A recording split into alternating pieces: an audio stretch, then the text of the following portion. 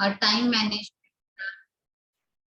Management का जो बाबा का आज की शिक्षा है, वो बाबा कहते बच्चे ये तुम्हारी लीकेजेस हैं जिसको हमें समाप्त करनी है, क्योंकि ईश्वरीय मार्ग पर चलने के साथ साथ जब हम विश्व कल्याण की भावना से इस सेवा में जुड़ते हैं तो हमें सिर्फ अपनी उन्नति का ध्यान ही नहीं रखना, लेकिन साथ साथ सर्व आत्माओं का कल्याण करने के लिए अपने आप को हम भरपूर कर सकें, ऐसी शिक्षा बाबा हम बच्चों को धारण करने के लिए कहते हैं। और जब हम ऐसी शिक्षा का लक्ष्य लेकर बैठते हैं तो बाबा कहते हैं ऐसा हो ही नहीं सकता कि आपको टाइम बचे। लेकिन कई बार ऐसा होता है कि कर्म करते करते भी बुद्धि फ्री होती है, क्योंकि डेली रूटीन का जो काम होता है वो हम बहुत नेचुरली कर लेते हैं, जिसमें हमें सोचना नहीं पड़ता। तब बाबा कहते बच्चे जब तन से काम कर रहे हो और वो बिजी है, लेकिन मन आपका फ्री है क्योंकि वो संस्कार पक्के हो चुके हैं, तो ऐसे समय पर मन को बाबा की याद में लगा दो। और क्यों लगा दो? क्योंकि बाबा कह रहे हैं ये समय बहुत बहुत अमूल्य है। इस युग का नाम ही कल्याणकारी पुरुषोत्तम युग है। इसमें हमें स्व और सर्व का कल्याण भी करना है और हमें अपनी अवस्था को उत्तम अवस्था बनानी है। तो जब ऐसे लक्ष्य को हम अपनी स्मृति में रखते हैं तो हमारा समय व्यर्थ से बचता चला जाता है। और एक और इम्पोर्टेंट बात बाबा बता रहे हैं कि कई बार मुरली में आपने ये शब्द सुना कि बाबा कहते बच्चे देह सहित देह के सर्व संबंधों को भूलो। वो बाबा भूलने को क्यों कहते हैं?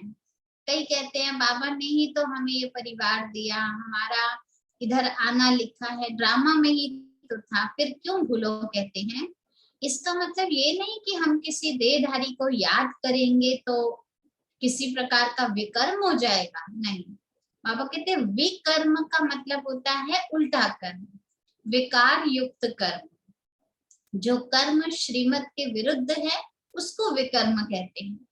लेकिन देह के संबंधों को याद करना विकर्म नहीं है, लेकिन याद करने से सुकर्म करने का टाइम हमारा वेस्ट चला जाता है। जो हमारे पास टाइम था हम बाबा को याद करके शक्ति ले सकते थे, वो हमने देह के संबंधों में इन्वेस्ट कर दिया। इसलिए बाबा कहते हैं, मैं कहता हूँ जितना हो सके सर्व संबंध मेरे से जोड़ो।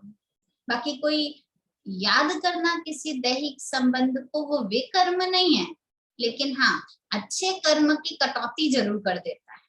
बाबा बहुत क्लियर बता रहे हैं, मैं इसलिए आप बच्चों को कहता हूँ अपनी देह को भी याद मत करो और दैहिक संबंधों में भी बुद्धि को ज्यादा व्यस्त नहीं करो। काम के लिए करना गलत बात नहीं, लेकिन जैसे ही फ्री हुए चलो बाबा के पास, जो हमें सुकर्म सिखा रहा है, जो हमें श्रेष्ठ पद की प्राप्ति करा रही है, हमें समय निकाल कर भी उनको याद करते रहना है। तो आज की सारी मुरली बाबा टाइम को मैनेज करें, काम करें, काम ना छोड़ें, लेकिन काम करते हुए भी, धंधा आदि करते हुए भी अपनी स्मृति थोड़ा थोड़ा टाइम निकाल कर भी भगवान से जोड़ कर रखें, ताकि वृत्ति, वायुमंडल और जो इस युग का महत्व है वो हम अच्छे से लाभ ले सकें। तो सुनते हैं बाबा के शब्दों में आज के महावाक्य। आज 9 सितंबर 2021 की मुरली है। मुरली का सार है, मीठे बच्चे तुम सेंसिबल बने हो। दुनिया कहती है अपने आप को कि आप सेंसिबल नहीं हो। क्यों नहीं हो?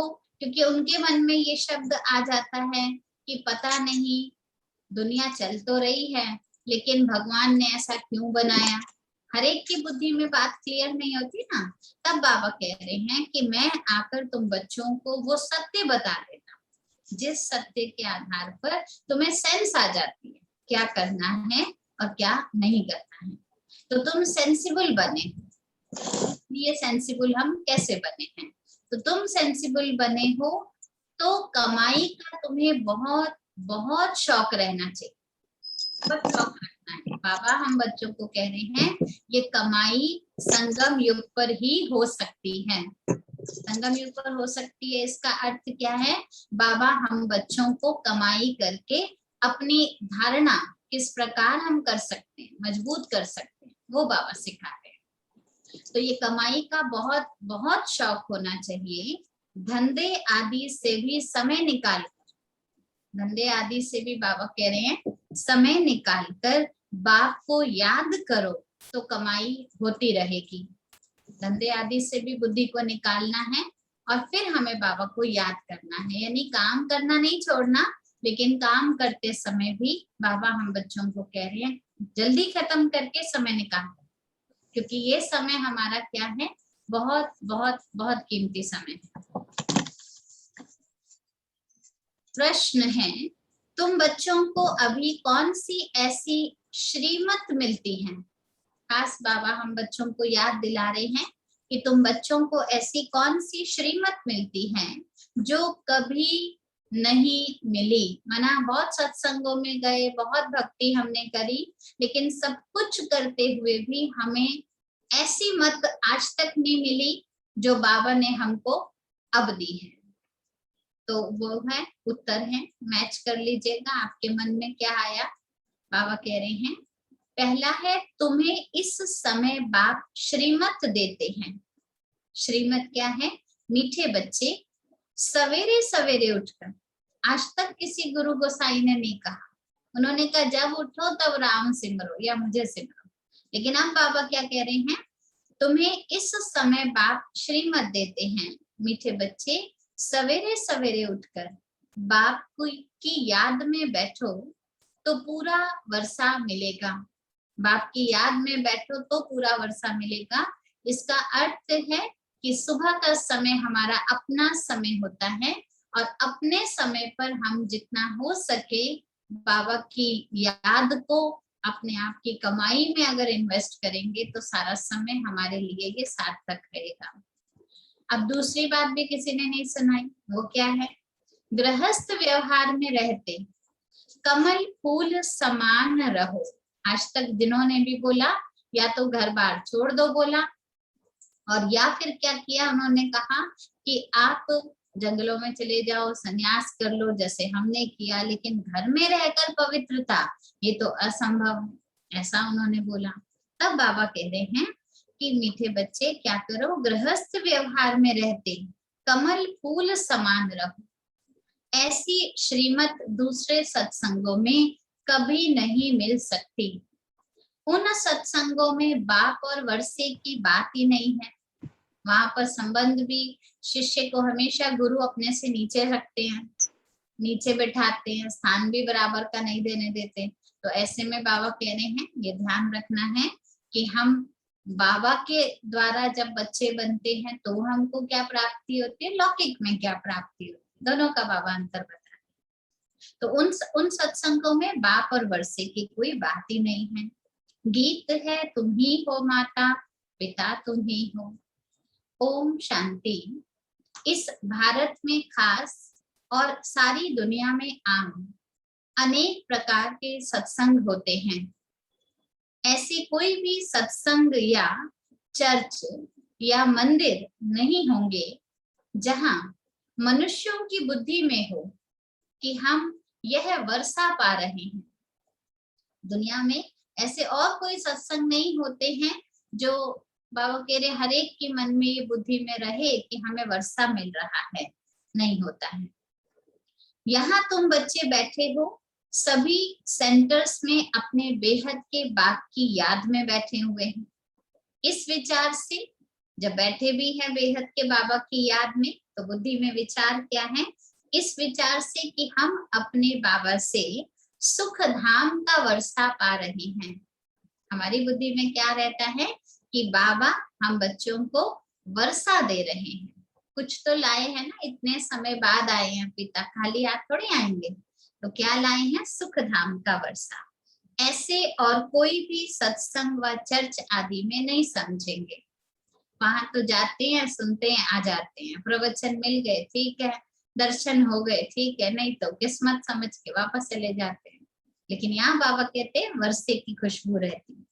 तुम बच्चों की बुद्धि में ही है, तुम बच्चे जानते हो हम बेहद के बाप की याद में बैठे हुए हैं।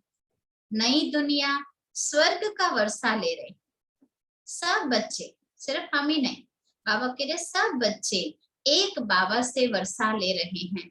जो भी आत्माएं हैं सभी बाबा के आत्मा रूप में संतान हैं और सभी बाबा से वर्षा ले रहे हैं। हम उस बाप के बने हैं। आत्मा को अभी ये पहचान मिली है बाबा से। वर्षा किससे मिलेगा, पिता कौन है, ये पहचान भी हमें बाबा ने दी है। बाबा डायरेक्शन देते हैं। आज की डायरेक्शन सुन लीजिए। बाबा डायरेक्शन देते हैं, मुझे याद करो और सहज का गृहस्थ व्यवहार में रहते हुए करो। छोड़ना नहीं है कुछ भी, सब करिए, सबके साथ रहिए। रहते हुए कमल पुष्प समान पवित्र रहो। पवित्र रहेंगे तो बाबा की याद ऑटोमेटिकल आ जाएगी। सबको यहाँ आकर तो नहीं बैठ जाना। अब सारे कहें बाबा घर पे रहकर तो याद करना मुश्किल है, हमें भी आप अपने पास ही रख लो, माउंट आबू में समर्पित हो जाए। तो बाबा कह रहे हैं नहीं, सबको यहाँ रखना पॉसिबल भी नहीं है। क्योंकि साथ में बाबा ये भी बता देते, क्योंकि स्कूल में बच्चे पढ़ते हैं और फिर अपने अपने घर जाते हैं। और भी तो संबंध है ना हमारा, सिर्फ बाप का ही तो नहीं है। तो स्कूल में बच्चे पढ़ते हैं, फिर अपने अपने घर चले जाते हैं। हर एक बच्चा बच्ची अपने टीचर से वर्षा पा सकते हैं, क्योंकि यही हमारा टीचर भी है, यही हमारा बाबा भी है। बाप रूप में वर्षा देते हैं, टीचर रूप में शिक्षा देते हैं। यह भी ऐसे ही है। रोज पढ़कर फिर घर में जाकर भले धंधा आदि करो, जो आपका काम है डेली रूटीन की, जो आपकी ड्यूटीज है वो आप करिए। तुम गृहस्थ व्यवहार में भी हो और फिर तुम स्टूडेंट भी हो।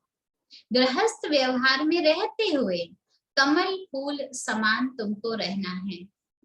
ऐसे और कोई सन्यासी आदि नहीं कह सकते, वो तो मुश्किल समझते रहना। और अगर कोई रह भी रहा होगा ना तो उनको डाउट होता है कि हम नहीं रह सके, तुम कैसे रह सकते हो। तो बाबा के लिए कोई देहधारी ये बात नहीं कह सकते हैं। भले तुम गीता सुनते हो पढ़ते हो, परंतु याद तो नहीं करते ना। जिस पवित्र परमपिता परमात्मा ने आकर हमको पावन बनाया, अब गीता पढ़ने वाले पुस्तक पढ़ रहे हैं लेकिन पढ़ाने वाले को याद तो नहीं कर रहे हैं। तो कथनी और करनी में फर्क आ जाएगा ना। एक होता है कही हुई बात को पढ़ना, एक होता है जो कहा है उसको करके दिखाना। तो कथनी और करनी में फर्क है। तुम जानते हो हमारा बाप नॉलेजफुल है, उसमें सारे ड्रामा के चक्र की नॉलेज, हमारे बाबा में सारे ड्रामा का राज ज्ञान बुद्धि में भरा हुआ है। अभी हमको भी वह नॉलेज मिल रही है शिव बाबा से, ज्ञान के सागर से हमको भी वह नॉलेज मिल रही है। ये चक्र बहुत अच्छा है जो हमने बाबा से जाना कि बनी बनाई बन रही, अब कुछ बनने नहीं। बड़ा अच्छा चक्र है, कुछ नया है ही नहीं जिसको करने में हमें डर लगे, मुश्किल लगे। यह पुरुषोत्तम युग होने के कारण तुम्हारा ये जन्म भी पुरुषोत्तम, युग भी पुरुषोत्तम, तो जन्म भी पुरुषोत्तम। जैसे दुनिया में पुरुषोत्तम मास, एक्स्ट्रा मास निकालते हैं। तुम बच्चे जानते हो हम बरोबर बाप से पुरुषोत्तम बन रहे हैं। उत्तम पुरुष कौन बना रहा है हमें? इंसान नहीं बना, स्वयं सर्वशक्तिमान हमको पुरुषोत्तम बना रहे हैं। मर्यादा पुरुषोत्तम हम फिर से बन रहे हैं। इसमें बहुत सुंदर लाइन छिपी हुई है। पुरुषोत्तम कब बनेंगे? जब मर्यादा पर चलेगी, तो मर्यादा पुरुषोत्तम। तो मर्यादा पुरुषोत्तम का अर्थ है पहले हमें मर्यादाओं पर धारणा करनी है, तब हम उत्तम पुरुष बनेंगे। फिर 84 का चक्र खाया, ये भी बुद्धि में ज्ञान आ गया है। और कोई सत्संगों में ये कोई समझाते ही नहीं है, ऐसी बातें और किसी सत्संग में नहीं समझाते हैं। तुम समझते हो हमको ये बनना है, बनाने वाला एक बाबा है। इन लक्ष्मी नारायण के चित्र पर भी तुम अच्छी तरह समझा सकते हो। है लक्ष्मी नारायण का चित्र सामने, जो भक्ति वाले भी जानते हैं, लेकिन उनके चित्र पर भी उनको ऐसा किसने बनाया कि तुम समझा सकते हो। बरोबर ब्रह्मा द्वारा योग बल से इन्होंने यह पद पाया है। श्री लक्ष्मी नारायण ने ऐसा पद कैसे पाया? योग बल के द्वारा ये पद पाया है। ऐसे बुद्धि में तुम्हें इमर्ज करना चाहिए। क्या किया होगा जो इनको ये पद मिला? बाबा कह रहे वो सीन, वो पुरुषार्थ इमर्ज करना चाहिए। ब्रह्मा सरस्वती, फिर भविष्य में बने श्री लक्ष्मी श्री नारायण। तो दो रूप दिखाए जाते हैं ना। तो ब्रह्मा सरस्वती सिर्फ वही दो तो नहीं होंगे, प्रजा भी तो होगी साथ में, यानी और बाकी ब्राह्मण भी तो होंगे। हर एक बात पर अच्छी रीति विचार करना चाहिए। एक बात को सिर्फ सुन नहीं ले, सुना तो हमने सत्संगों में भी था, लेकिन बाबा कह रहे यहाँ पर हर बात पर विचार करना चाहिए। बाप कहते हैं मुझे याद करो, ब्रह्मा को भी कहते हैं मुझे याद करो, तो हम ये बनेंगे। गोया ब्रह्मा मुख वंशावली सबको कहा जाता है। ब्रह्मा की संतान तो सारी दुनिया ही है, तो बाबा कह रहे ब्रह्मा मुख वंशावली वास्तव में देखा जाए तो सारी संतान, सारी दुनिया ही ब्रह्मा मुख वंशावली कही जा सकती है। अब उनको याद कैसे करना है, उसके लिए बाबा तुमको परिचय देते हैं। परिचय के आधार पर बाबा हमको याद करना सिखाते हैं। ब्रह्मा को भी कहते हैं शिव बाबा।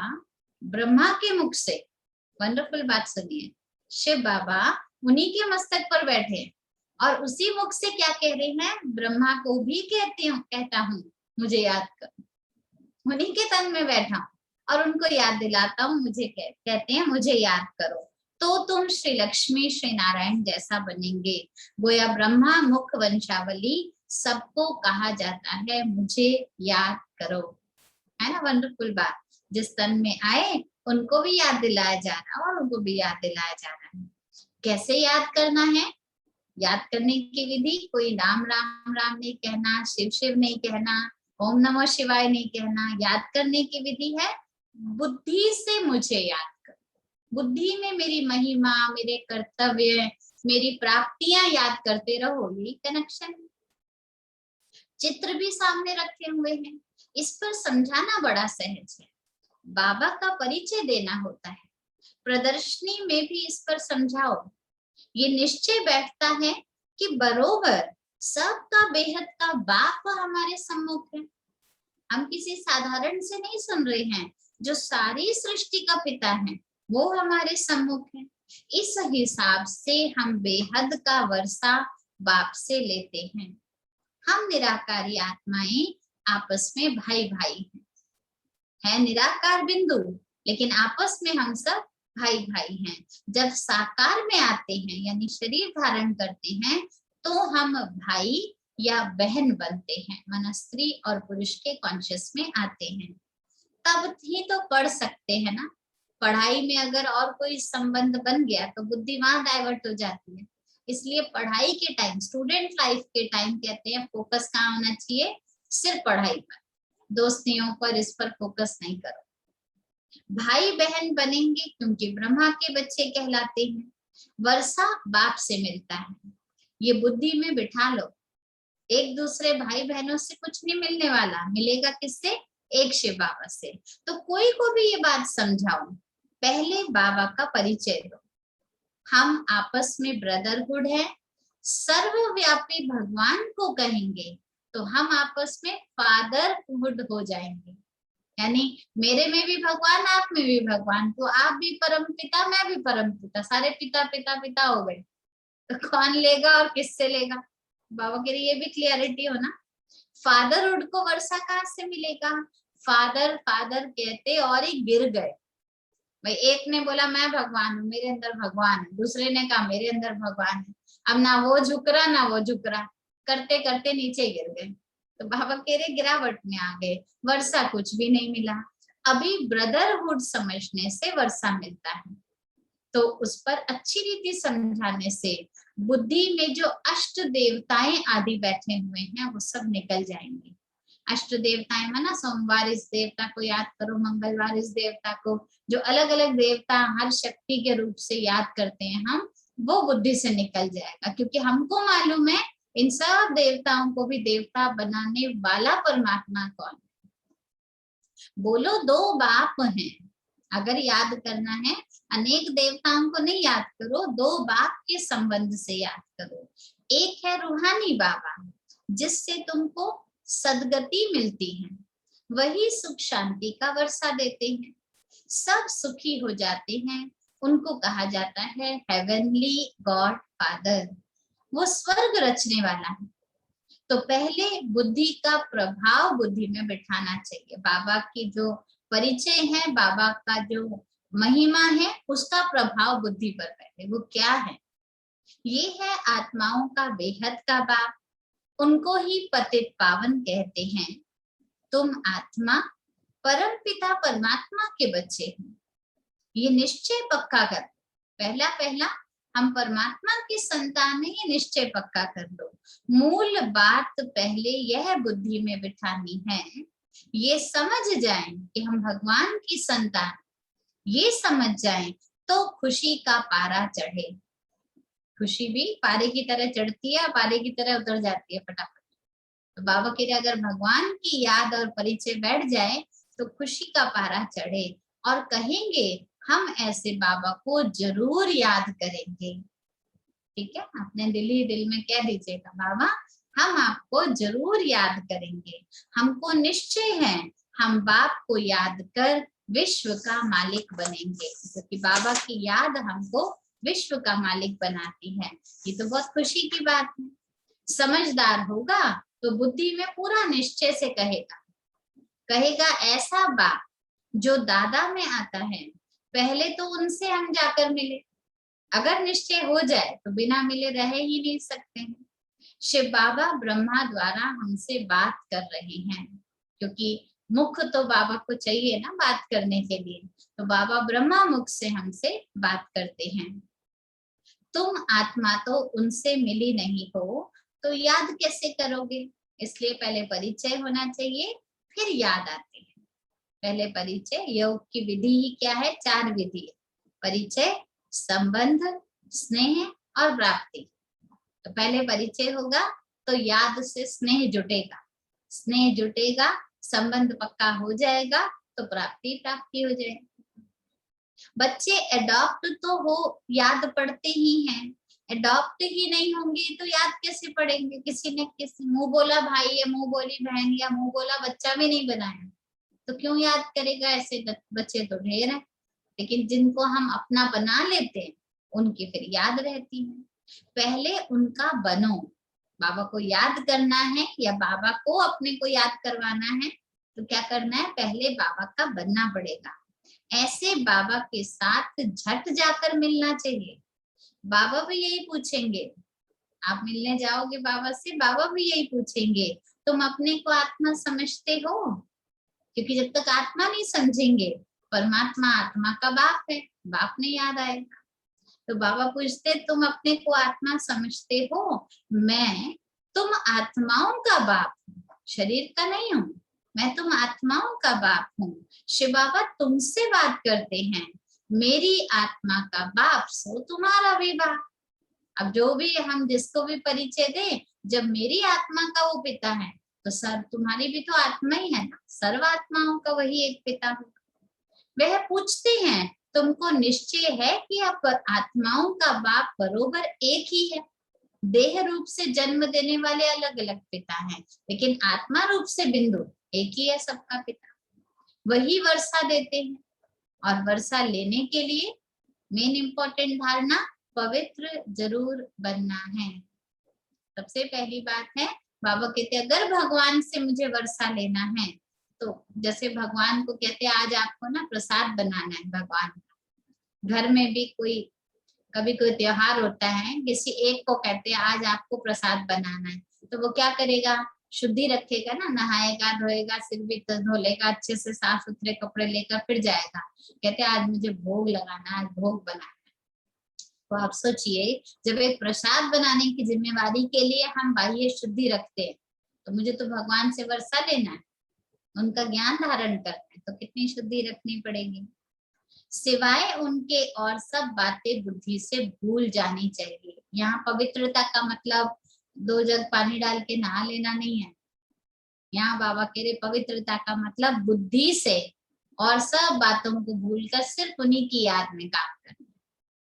इसलिए बाबा कह रहे सिवाय उनके और सब भूल जाना है। तुम आत्मा घर से आई थी अशरीरी, तो जाओगे भी अशरीरी। अशरीरी माना शरीर रहित जाओगे। आत्मा आई थी, शरीर लेकर नहीं आई थी। कोई भी देह नहीं था जब आत्मा आई थी, संबंध भी नहीं था। ऊपर से आई थी, उसको थोड़ी पता कहाँ जा रही है। गर्भ में जाते ही किसी ने बोला पोता आ गया, किसी ने बोला नाती आ गया, किसी ने बोला भाई आ गया, उसके बाद संबंध बने, पहले नहीं बने।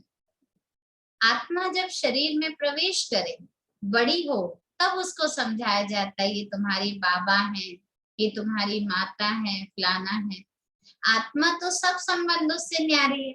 अब शरीर छोड़ देती है तब थोड़ी उसको पता है कौन मेरा क्या है, लेकिन जब शरीर में आती है तो बहुत सारे संबंध पकड़ लेती है। आत्मा चली जाती है तो कहा जाता है आप मुए मर गई दुनिया। एक बार शरीर छूटा, सारी दुनिया ही उसके लिए छूट जाती है, कुछ भी तो एग्जिस्ट नहीं करता ना। बंधन रहित आत्मा हो जाती है। तो जब तक दूसरा शरीर मिले, माता के गर्भ में जाकर फिर बाहर निकले और बाहर निकलकर भी समझदार हो, तब जाकर संबंधों की बात आती है। छोटेपन में तो जिसकी भी गोद में जाए उसको मम्मी बोल देता बच्चा, है ना। जो भी प्यार से टॉफी खिलाए वो उसके लिए पापा ये चीज दिलाए। लेकिन थोड़ा बड़ा होता है, सेंस आनी शुरू होती है, तो लगता है नहीं मेरे को मम्मी के पास छोड़ कर आओ, क्योंकि ये मम्मी नहीं लग रही है मुझे। अब फील आ गया, उसको समझ आ गया, या रोने लग जाता है मुझे जाना है, मुझे जाना है वापस, क्योंकि अब उसको समझ आ गई है। तो उसके बाद संबंध बनना शुरू होता है। बहुत बाल्यकाल में तो उसको कोई सेंस ही नहीं होती इसकी। तो यहाँ तुम बच्चों को समझाना है जीते जी। अब वो तो मरने के बाद का प्रोसेस है, दोबारा गर्भ में जाएगा, जन्म लेगा, नया संबंध बनाएगा। हमको क्या करना है, जीते जी सब कुछ भूल जाना है। जीते जी माना इस शरीर में रहते हुए अपने आप को क्या याद रखो, मैं देह नहीं, मैं आत्मा हूँ। एक बाप को याद करना, ये है अव्यभिचारी याद। अव्यभिचारी याद माना एक की याद, इसको ही योग कहा जाता है। यहाँ तो मनुष्यों को अनेकों की याद रहती है। आप देखो 2 मिनट भी खाली बैठेंगे ना, पता नहीं किस किस को याद करते रहेंगे। कोई बहुत पुरानी कोई बात होगी उससे जोड़ देंगे। तो बुद्धि में कितने लिंक्स भरे पड़े। फोन एक टाइम पर आकर बोल देगा कि बस इससे ज्यादा कांटेक्ट नहीं भर सकते, लेकिन हमारी बुद्धि कितना पुराने पुराने भी डिलीट नहीं मारती, रखे रखती। तो आप सोचिए कितनों की याद से भरा पड़ा हुआ है बुद्धि मनुष्य की। बाबा कहते हैं तुम्हारी अभी व्यभिचारी याद हो गई है, होनी चाहिए अव्यभिचारी याद, माना एक की याद। आत्मा जानती है ये सब शरीर के संबंध खत्म हो जाने हैं। हमारा संबंध अभी सिर्फ एक बाप के साथ है। क्यों है एक के साथ? वंडरफुल बात है आज की। बाप को याद करेंगे तो विकर्म विनाश होंगे, इसलिए हम एक से जोड़ते हैं। इसलिए एक से जोड़ते हैं क्योंकि बाप को याद, जैसे दूध बिल्कुल उबलने पर होता है ना, तो कोई भी काम होगा उसको छोड़कर सारा फोकस एक पर रखेंगे, क्योंकि अब वो तैयार होने वाला। तो ऐसे हमें अभी विकर्म विनाश करने हैं, एकदम अपने को प्योर बनाना है। तो पूरा फोकस हमारा एक पर होना चाहिए। अगर इधर उधर हुआ गड़बड़ हो जाए। तब बाबा कह रहे विकर्म विनाश तब होंगे, ऐसे नहीं मित्र संबंधियों को, जो मैं शुरू में सुना रही थी कि ऐसे नहीं मित्र संबंधियों को याद करने से विकर्म बनेंगे, नहीं, ये कोई पाप नहीं है याद करना। लेकिन विकर्म तब बनते हैं जब कोई रॉन्ग कर्म करते, मर्यादा के विरुद्ध, नियमों के उल्लंघन में आकर कोई काम करते, तो विकर्म बनते हैं। ये युक्ति है पाप काटने की। बाकी संबंध आदि तो याद रहते ही हैं। अच्छा, फिर बाबा क्यों कहते हैं संबंधों को भूलो? बाबा कहते हैं क्योंकि जितना देह देह के संबंध आदि याद करोगे, उतना टाइम बाबा की याद से कट होता जाएगा। बुद्धि जो है वो और जगह इन्वेस्ट होगी तो बाबा की याद में कटौती होगी।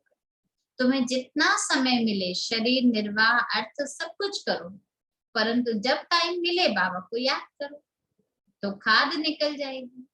मूल बात यही है, अंदर में ही विचार करो पतित से पावन कैसे बने। बाप को याद करना पड़े ना। गृहस्थ व्यवहार में रहना है। सन्यासी लोग भी शरीर छोड़ फिर गृहस्थियों के पास जाकर रहते हैं, जन्म लेते हैं, क्योंकि खाया ही उनका है तो असर तो होगा, उधर जाएंगे वहीं पर जन्म लेने। ऐसे तो नहीं जन्म जन्मांतर के लिए पावन बन गए, ऐसा तो है नहीं। वाइसलेस वर्ल्ड तो अभी आई ही नहीं है ना, जहाँ पावन ही पावन हो सभी। अभी तो विशेष वर्ल्ड है, इससे कोई निकल नहीं सका। विशेष वर्ल्ड में रहने के कारण मनुष्यों में कुछ ना कुछ खामियां रह जाती हैं, क्योंकि दुनिया विकारी है। तो विकारी दुनिया होने के कारण मनुष्यों में कोई ना कोई विकार का अंश अंदर आ जाता है। बाकी दुनिया है ही दो, एक यहाँ हम रह रहे हैं देह में, एक देह से ऊपर आत्मिक रूप में निराकारी दुनिया। तो विशेष वर्ल्ड और वाइसलेस वर्ल्ड कहते हैं ना। पावन दुनिया में देवताएं रहते थे, तो समझाने में बहुत सहज है ये बातें। बाबा कहते इस पतित दुनिया का अभी विनाश होना है। विनाश होने के पहले बेहद के बाप को प्यार से याद करो, याद करके उनसे वर्षा ले लो। बाबा कहते बच्चे देह सहित, आज की मूल शिक्षा, देह सहित देह के सब संबंध छोड़कर अपने को आत्मा निश्चय करो तो बाबा को याद कर सकेंगे। देह को भूलना है, आत्मा निश्चय करना है तो बाबा को याद कर सकेंगे, और बाप को याद करेंगे तो पावन बन सकेंगे। कितना सुंदर बाबा ने सीक्वेंस बता दिया है। बाप कहते हैं तुम मुझे पतित पावन कहते हो, गंगा में डुबकी लगाने वाले तो बहुत हैं, ऐसे थोड़ी वो पावन बन जाते हैं। डुबकी मारी बाहर और सारे पाप खत्म, फिर तो सारी दुनिया को वहीं डुबकी लगवा देनी चाहिए, लेकिन ऐसा तो होता नहीं है। तो बाबा कहते हैं प्रदर्शनी में समझाना बहुत अच्छी तरह है। प्रजापिता तो यहाँ ही है ना, नीचे ये ब्रह्मा और ब्रह्मा कुमार कुमारियां तपस्या कर रहे हैं। नीचे माना, नीचे माना कोई बेसमेंट में नहीं, नीचे माना कल्प वृक्ष के चित्र में जो जड़ का चित्र दिखाया हुआ है, वो जड़ पूरे वृक्ष का निचला भाग है। तो बाबा कहते वहां पर तुम सब ब्राह्मण बैठकर तपस्या करो। कौन बैठा है तुम्हारे साथ? स्वयं प्रजापिता ब्रह्मा भी बैठे तपस्या करने के लिए। ये बात अच्छी तरह समझाना चाहिए, लेकिन समझाएगा कौन? समझाएगा कौन? बाबा कह रहे वो समझाएगा जिसको खुद हड्डी समझ में आया होगा। हड्डी माना जिगरी, एकदम निश्चय हो चुका है जिसको, वो फटाफट किसी और को भी समझाए बिना रह नहीं सकेगा। नहीं तो बित बित करते रहेंगे। बित बित माना कभी ये बात कभी वो बात, इधर उधर की बातें करी, काम खत्म, मूल बात नहीं बताएंगे। तो बित बित करने से नाम बदनाम हो जाएगा। मूल बात बताओ, मैं टाइम वेस्ट कर दो किसी का तो वो तो बोलेगा ना आया था मैं ये लेने, पता नहीं ये क्या क्या बोलने लग गए। तो इसलिए बाबा कह रहे नाम बदनाम नहीं करना। अगर देखो कहीं हम मूंझ रहे, मान लीजिए किसी ने कोई प्रश्न पूछा, हमें नहीं आ रहा समझ में, आपको लग रहा है कि मैं चला तो रहा हूँ लेकिन ये उत्तर मेरे को ही नहीं समझ में आ रहा है तो इसको क्या दूं, तो बाबा कह रही है तुरंत उसको बोलो अच्छा आप थोड़ी देर रुको, हम दूसरी बहन को भेजते। होता है ना कई बार की कोई चीज आपको नहीं पता, हो सकता है हमसे सीनियर ज्यादा अच्छी तरह जानते, वो बता देंगे। इसमें अहंकार किस बात का?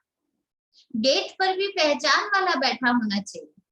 जब किसी को प्रदर्शनी में भेजो या सेंटर पर आने दो तो ऐसा नहीं गेट वाला ही बड़ा कौन हो कहाँ से आए हो ऐसा रफ टफ बोले, वो नहीं। वो भी बाबा कहते फर्स्ट इंप्रेशन बहुत अच्छा होना चाहिए।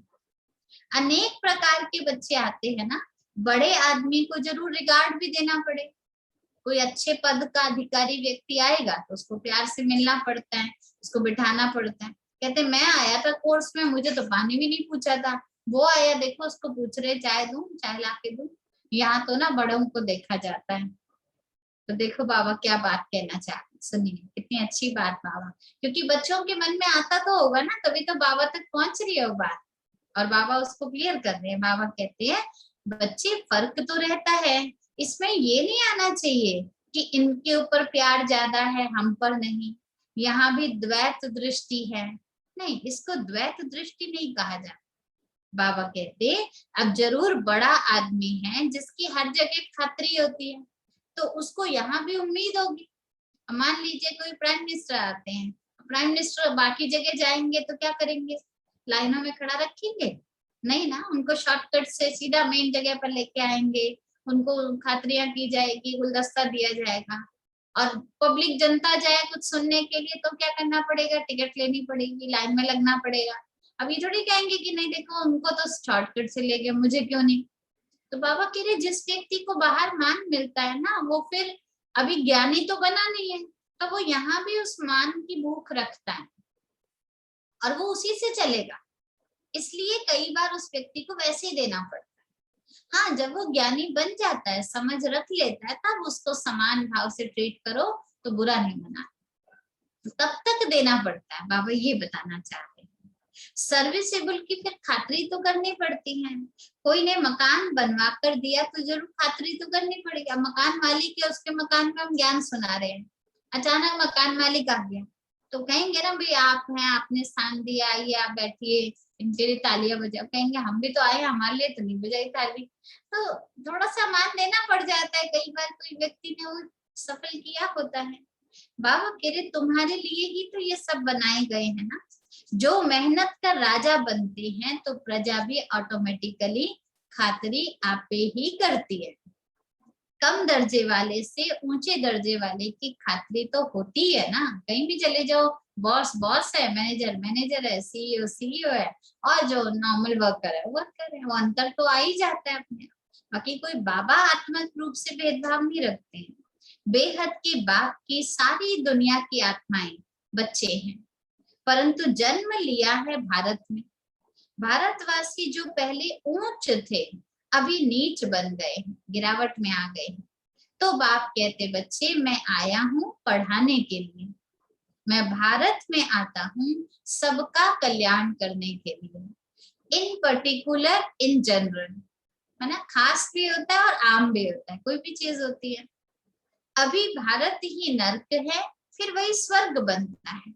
तो भारत में ही तो जाएंगे ना, और जगह जाकर क्या करेंगे। मेन तो भारत ही था स्वर्ग, तो मुख्य तो भगवान को भारत में ही आना पड़ेगा। भक्ति भारत में ही शुरू होती है। पहले पहले सोमनाथ का मंदिर आलीशान बनाया जाता है, फिर नंबरवार तो होता है, मंदिर भी धीरे धीरे नंबरवार बनते हैं। सोमनाथ के मंदिर कितना हीरे जवाहरातों से भरपूर था, जिसको मुसलमान लूट कर ले गया। मोहम्मद गजनवी का नाम दिखाते हो, लूट कर ले गए। बहुत धनवान थे। तुम भारतवासी मंदिर में इतना पैसा लगाते थे तो सोचो जरा हमारे पास कितना होगा। तुम बहुत धनवान थे। अच्छा, चर्च में अगर कोई जाएगा क्या लूट के ले जाएगा? ज्यादा ज्यादा चर्च के ऊपर वो क्रॉस प्लस का साइन होता है ना, वो थोड़ा गोल्ड का बना देते, वो ले जाएंगे बस। और अंदर तो कुछ नहीं है, कब्र है, कैंडल्स लगी हुई है, क्या लूट के ले जाएंगे। भारतवासी तो बड़े रौनकी होते हैं, मूर्ति रखेंगे, उस पर हार चढ़ाएंगे, वो भी सोने के होते हैं। तो बाबा कह रहे तो लूटने में भारत बड़ा अच्छा मालदार है, थोड़ा मिलेगा भी कुछ अगर उस पर दावा बोलेंगे भी तो। तब बाबा कह रहे चर्च से क्या लूट कर ले जाएंगे। मनुष्य धन के पिछाड़ी पड़ते हैं। मोहम्मद गजनवी कितना धन लूट के ले गया। अच्छा, वो ले गया, उसके बाद अंग्रेज आए, वो भी यहाँ से कितना धन ले गए, बहुत धन ले गए हैं। अब वह तुमको वापस दे रहे हैं। जो धन ले गए थे बाबा कह रहे अभी वो वापस दे रहे हैं। करोड़ों रुपया देते हैं ना। अब क्यों दे रहे हैं? हमको लगता है हम भारत पर तरस खा रहे हैं, लेकिन बाबा हम बच्चों को गुप्त आंसर क्या देते हैं कि वास्तव में ये हमारा ही लिया हुआ इनडायरेक्टली हमको रिटर्न कर रहे हैं। ये सब आई विल मिल रहा है, मतलब समय जरूरत आने पर प्राप्ति होना, उसको कहते हैं आई विल। तो अभी जो वो हमें कुछ दे रहे हैं, ये भारत को जरूरत है इसलिए वो हमें सहयोग दे रहे हैं। हिसाब ना मिले तो आई विल कैसे चले? अगर कुछ हमने लेन देन कर ही नहीं रखा होगा या कहीं ऐसे समय के लिए कुछ बचा ही नहीं रखा होगा, तो उस समय को हम कैसे पार कर पाएंगे? बाबा समझाते हैं ये ड्रामा कैसे बना हुआ है, ये लेन देन का हिसाब कैसा है। हमने पहले दिया, उन्होंने भले छीन के लिया या आक्रमण करके लिया, अब हम उनसे ले रहे हैं, तो ये लेन देन का हिसाब है। फिर भी तुम बच्चों को भी स्वर्ग का मालिक बनो। चलो उन्होंने जो किया वो उनका हिसाब, हमारा अपना पुरुषार्थ क्या होना चाहिए, हम अभी स्वर्ग के मालिक बन रहे हैं। ये वर्ल्ड की हिस्ट्री ज्योग्राफी कैसे चक्र लगाती है ये भी बच्चों को समझाया जाता है। फिर भी कहते हैं बच्चे मन मना भव, ये सब फिर रिपीट होगा। हर चीज सतो से तमो प्रधान बन जाएगी। दिन में धंधा धोरी आदि करते रहो, वो टाइम छोड़ो। बाबा कह रहे हैं थोड़ा सा टाइम निकालना पड़ेगा, बाकी जितना टाइम मिले मुझे याद करो। धंधा धोरी छोड़कर बाबा को याद नहीं करना, धंधा धोरी का टाइम निकाल लो, कोई नहीं, करने दो, लेकिन उसमें भी अगर थोड़ा टाइम बचता है तो बाबा को याद करो। अब किसका बचता होगा बाबा बता रहे हैं। ऐसे भी कई धंधे में होते हैं जिनको सिर्फ साइन करने होते हैं, कोई ऐसी पोस्ट पर होते हैं जहां सिर्फ साइन करने का काम होता है और कुछ भी नहीं होता, तो बाकी टाइम उनका फ्री है ना, याद कर सकते हैं। बाबा कह रहे हैं ऐसे भी बहुत फ्री होते हैं, फिर भी रात तो अपनी है। चलो कई कहते हैं वो तो कोई कोई होते हैं, हमें तो बिल्कुल फुर्सत नहीं है, तो बाबा कह रहे रात तो आपकी अपनी है। दिन में शरीर निर्वाह के लिए कमाई करो, रात को फिर ये कमाई करो। रात में ना ब्रह्म मुहूर्त, दुनिया के लिए तो वो रात ही है। बाबा के उस समय तुम ये कमाई करो। भविष्य 21 जन्मों की ये कमाई है। कहा जाता है एक घड़ी आधी घड़ी, जितना हो सके। ऐसे नहीं 1 घंटा बैठना था, टाइम ही नहीं निकला, कोई नहीं 5 मिनट तो निकले, बैठ जाओ। अब 1 घंटे के चक्कर में 5 मिनट भी मिस कर दो फिर तो कोई भी योग नहीं हुआ ना। इसलिए एक घड़ी आधी घड़ी जितना हो सके बाबा को याद करो, तो तुम्हारी बहुत कमाई होगी। सेंसिबल बच्चा जो होगा वो समझेगा बरोबर मैं ये कमाई कर सकता हूँ। सेंसिबल होगा ना, वो मौका निकाल लेगा सेवा करने का। बाबा कहते कोई कोई बच्चे चार्ट लिखते हैं, अच्छा बाबा को हिसाब भेजते हैं। बाबा सुबह खाना बनाने से पहले 10 मिनट थे तो मैंने योग कर दिया आपसे।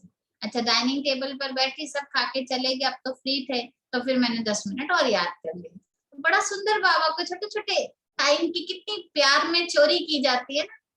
प्यार में कहते हैं मिलने के लिए क्या करते हैं, चोरी करनी पड़ती है टाइम की, भाई ये टाइम है चलो एक मैसेज कर दिया। तो ऐसे भगवान से प्यार में जो छोटा छोटा टाइम निकाला जाता है, बाबा को बड़ा प्यार रहता है ऐसे बच्चों पर कि देखो कितना अटेंशन देकर वो टाइम निकाल रहे हैं। तब बाबा कह रहे कोई कोई चार्ट लिखते हैं, हमने इतना समय याद किया। अज्ञान काल में भी कोई अपनी दिनचर्या लिखते हैं, तुम भी चार्ट लिख, अटेंशन रहेगा। कोई टाइम वेस्ट तो नहीं होता है, ये ख्याल रखना है, मेरा कोई टाइम वेस्ट तो नहीं हो रहा। कोई विकर्म तो हमने नहीं किया, बाबा का बनने के बाद हमसे कोई विकर्म तो नहीं हुआ, ये सब चार्ट में लिखना है। अच्छा कितनी मीठी शिक्षाएं बाबा ने दी, अब याद कर लेते हैं। अच्छा मीठे मीठे सिकिलते बच्चों प्रति माता पिता बाप दादा का याद त्याग और गुड मॉर्निंग। रूहानी बाप की रूहानी बच्चों को नमस्ते। हम रूहानी बच्चों की रूहानी बाप दादा को याद प्यार गुड मॉर्निंग नमस्ते। शुक्रिया बाबा शुक्रिया। धारणा के लिए मुख्य सार, पहली पॉइंट है किसी भी देहधारी को याद कर अपना टाइम वेस्ट नहीं करना। देहधारी को याद करने से विकर्म नहीं होगा लेकिन टाइम वेस्ट होगा। तो बाबा कह रहे हैं उनको याद कर अपना टाइम वेस्ट नहीं करना है। ऐसा कोई रॉन्ग कर्म ना हो, ऐसा कोई रॉन्ग कर्म ना हो जो विकर्म बन जाए, जो विकर्म बन जाए। इसलिए हम बच्चों से कोई भी ऐसा कर्म नहीं होना चाहिए। सेकंड पॉइंट है जीते जी सब कुछ भूल। जीते जी सब कुछ भूल एक बाप को याद करना है। जीते जी सब कुछ भूल एक बाप को याद करना है। शरीर निर्वाह अर्थ कर्म भी करना है। शरीर निर्वाह अर्थ कर्म भी करना है, साथ साथ सेंसिबल बनकर। कर्म करने को बाबा मना नहीं कर रहे, लेकिन कर्म करते साथ साथ सेंसिबल बनकर रात में जाग कर भी ये अविनाशी कमाई करनी है। सेंसिबल बनकर रात में भी जागकर ये अविनाशी कमाई करनी है। और हो रही है नहीं हो रही है कमाई, उसके लिए याद का चार्ट रखना है। याद का चार्ट रखना है। आज का वरदान है बेहद की वैराग्य वृत्ति द्वारा, बेहद की वैराग्य वृत्ति द्वारा नष्टो मोहा स्मृति स्वरूप बनने वाले, नष्टो मोहा स्मृति स्वरूप बनने वाले अचल अडोल भव, अचल अडोल भव। इसका स्पष्टीकरण है जो सदा बेहद की वैराग्य वृत्ति में रहते हैं, वह कभी किसी का दृश्य को देख घबराते व हिलते नहीं। कुछ हो गया, कुछ ऊपर नीचे बात हो गई, किसी और के साथ कुछ अनहोनी हो गई, तो घबराएंगे नहीं, क्योंकि दृष्टि किसकी है? बेहद की है, एक के प्रति नहीं। सदा अचल अडोल रहते हैं, क्योंकि बेहद की वैराग्य वृत्ति से नष्टो मोहा स्मृति स्वरूप बन जाते हैं। जब वैराग्य बेहद रूप में आ गया, अपनी देह सहित सर्व देह के संबंधों से वैराग्य आ गया, तो बाबा कहते फिर वो हलचल में नहीं आते, नष्टो मोह, मोह से नष्ट हो गए। अगर थोड़ा बहुत कुछ देखकर अंश मात्र भी हलचल हुई या मोह उत्पन्न हुआ, तो अंगद के समान अचल अडोल तो नहीं कहेंगे। अब अंगद ने जब पैर रखा, उससे पहले कितने ही लोग थे, अंदर से आ तो रहे थे हर कोई, अच्छे अच्छे पहलवान भी पैर हिलाने, लेकिन उसने किसी को नहीं देखा। उसने एक राम का नाम लेकर पैर रखा था, राम को याद किया, इसलिए डरा नहीं ना, निश्चय हिला नहीं ना उसका। तो बाबा कह रहे अगर हिलता है अंदर से निश्चय, तो उसको अंगद समान अचल अडोल तो नहीं कहेंगे। तो बेहद की वैराग्य वृत्ति में रमणीकता के साथ साथ गंभीरता भी समाई है। कई बार हम वैरागी बनते हैं ना, तो इतने गंभीर हो जाते हैं, अरे जो ले जाना है ले जाओ, जो करना है करो, मुझे कोई मतलब नहीं, अब तो ये खत्म होने वाली दुनिया। ऐसे नहीं बनना है। बाबा ऐसा रुका सूखा गंभीर बनने को नहीं कहते। वैरागी में रमणीकता भी होनी चाहिए। जब तक है हम उसका बहुत आनंद ले रहे हैं, नहीं है तो भी हमें कोई दिक्कत नहीं है, तो भी हमें कोई दिक्कत नहीं है। बाबा कहते थे अगर व्यंजन आ जाए 36 प्रकार की तो भी वही स्माइल हो, और अगर एक सूखा किसी ने दूध और फल का भोग लगा दिया तो भी वही स्माइल। क्यों? देवी की मूर्ति ज्यादा चीजें देखकर ज्यादा खिल जाती है और थोड़ी चीज देखकर मुरझा जाती है, ऐसी थोड़ी ना होती है, स्थिर रहती है ना, तभी तो उसको मूर्त कहते हैं, माना स्थिर। ऐसे बाबा कहते हैं हमारी अवस्था भी स्थिर होनी चाहिए। ऐसे नहीं अच्छा मिला तो बहुत खुश हो गए, कम मिला तो बिल्कुल खत्म, ऐसा।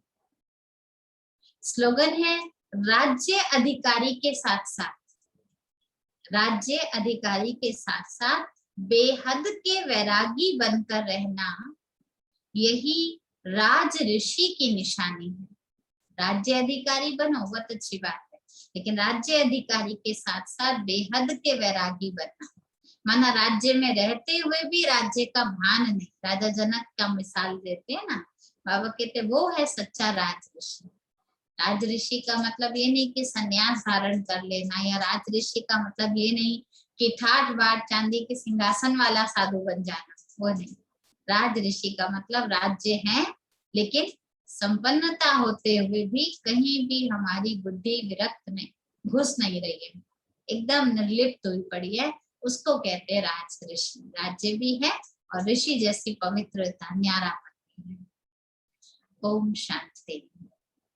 तो ये थे बाबा के महावाक्य। बाबा ने हम बच्चों को अपनी कमाई करना, अपनी स्थिति को कैसे श्रेष्ठ बनाना, और कमाई के समय में अपना पुरुषार्थ, अपनी अवस्था कैसे हम मजबूत कर सके, ये बाबा ने हमें अटेंशन खिंचवाया। बाकी हम भट्टी में गए थे तो बहुत सुंदर एक बात कही थी जो मुरली सुनते सुनते सुनाते हुए याद आ रही थी कि हम लोग नष्टो मोहा का पुरुषार्थ तो करते हैं, लेकिन ब्राह्मणों के सामने जो मुख्य पुरुषार्थ आता है वो कई बार नष्टो घृणा का भी आना चाहिए। कई बार हम ना घृणा करते हैं, इसके पास कोई समस्या नहीं आती, मेरे पास कितनी आती है देखो, या इसको कोई रुकावट नहीं है, कोई रोकता भी नहीं है, इसको एकदम फ्री है, मुझे तो देखो ना ये काम करने ये काम करने हैं, या मेरे पास इतनी परिस्थितियां आती है इसके पास नहीं आती हैं। तो कई बार ब्राह्मण बनकर भी किसी की अवस्था ऊंची जा रही है तो हमारे अंदर घृणा नहीं आनी चाहिए, क्योंकि हम क्या बन रहे हैं, हम देवता बन रहे हैं। और देवता का मतलब ये होता है देना देना देना। आज का अगर आप लोगों ने सुना होगा संदेश, मधुबन से जो आता है भोग का संदेश, तो बाबा ने बोला है गणेश चतुर्थी का दिन चल रहे हैं, तो ऐसे में हम बच्चों को अगर विघ्न विनाशक बनना, हर एक आत्मा के को विघ्नों से प्रूव करना है, तो हमें दाता बनना, देवता बनना है, दाता बनना है, अर्थात देने का भाव रखना है। और जब हम देने का भाव रखेंगे तो घृणा हमारी खत्म होती जाएगी, कंपैरिजन जो है वो खत्म हो जाएगा, और जहाँ कंपैरिजन खत्म वहां मोह भी खत्म हो जाएगा, क्योंकि मेरा मुझसे ही मोह नहीं है, मेरा तो एक परमात्मा, दूसरा ना कोई। तो ये थोड़ा हम अभ्यास करें। और अगर कोई अथॉरिटी घर में मिलती है, मान लीजिए आप घर में किचन के इंचार्ज हैं, या आप घर में घर खर्च के इंचार्ज हैं, किसी भी चीज के इंचार्ज हैं, तो जिस भी चीज की जिम्मेवारी है उसको जिम्मेवारी से निभाएं, लेकिन उसमें अभिमान ना जताएं, अथॉरिटी ना जताएं। कई बार हम अथॉरिटी का मिस यूज करते हैं, तो ट्रस्टी बनने की बजाय हम फंसते चले जाते हैं। ट्रस्टी माना मुक्त, अथॉरिटी है लेकिन मेरा कुछ नहीं, ऐसा बाबा कहते हैं हम बच्चों को बनना है। क्योंकि खासकर हम टीचर्स थे ना, तो हम लोगों को भी याद दिलाएं, आप जो भी निमित्त है, काम करना हमारा फर्ज है, सेवा करना हमारा फर्ज है, लेकिन फंसना नहीं है, ये हम ध्यान रखें। ओम शांति। सबको क्लियर है? मुरली कुछ पूछना तो नहीं है किसी ने? चलते हैं बाबा के पास।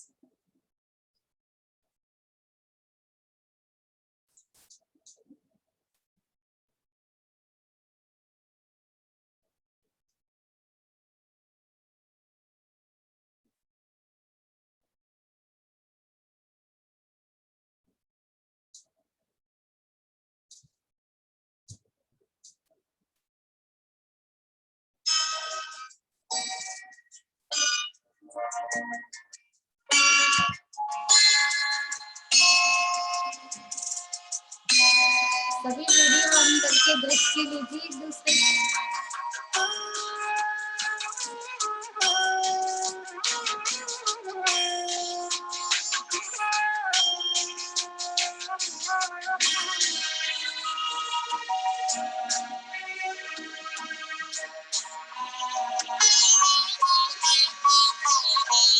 आज भी देते हो बाबा पालना साकार की, आज भी देते हो बाबा पालना साकार की।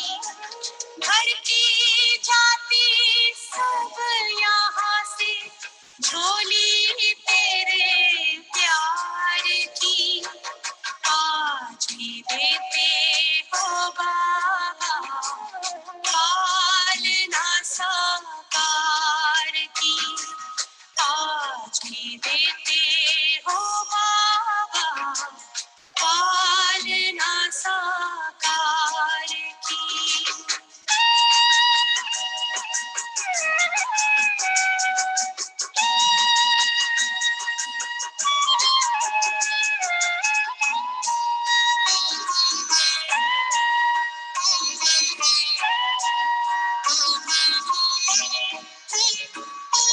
बच्चों के ऊपर हर पल तेरी ही छत्र छाया है,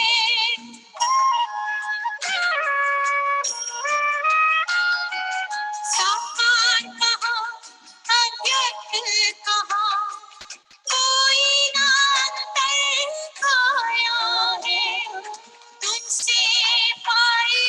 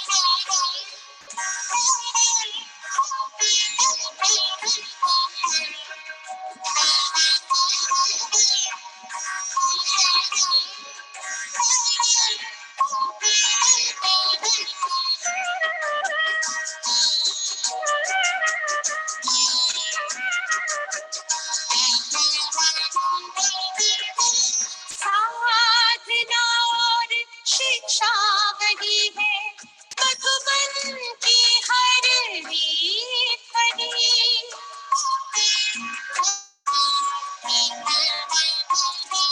सबके दिलों में पल रही है, बाबा तुम्हारी प्रीत वही।